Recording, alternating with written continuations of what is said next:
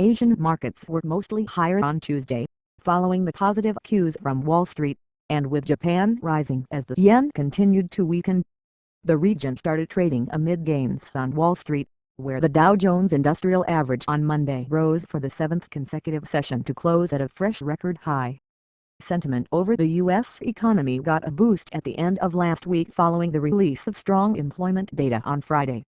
Investors will be looking at U.S. retail sales figures and industrial production data, both out later this week, for additional signs of improvement. Expectations of the U.S. economic recovery are strong, said Daisuke Ueno, senior foreign exchange strategist at Mitsubishi UFJ Morgan Stanley. The jobs data changed the picture for the dollar/yen.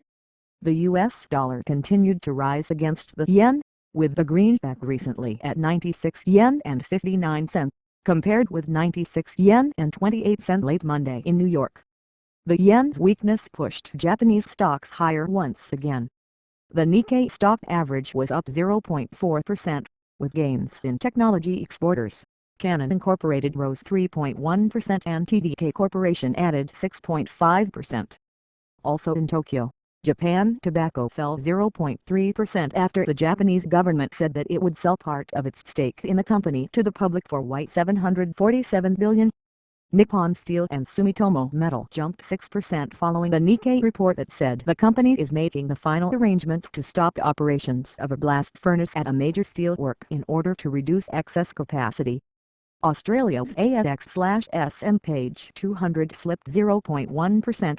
As weakness in the commodity sector offset strength in defensive stocks. Resources were weighed by the latest set of Chinese economic data, which gave a mixed picture of the recovery in Asia's largest economy.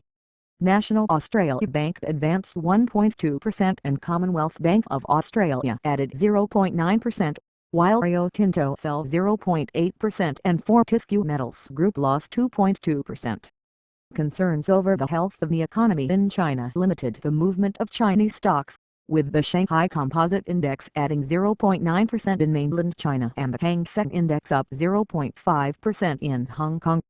MTR Corporation fell 0.6% after the Hong Kong rail operator's 2012 net profit fell by 13%, as fewer sales offset an increase in rail and retail income. Also in Hong Kong, China's largest shipping company China COSCO Holdings fell 0.5% after the company announced that it plans to sell its logistics unit to its state-owned parent. South Korea's KOSPI Composite was flat,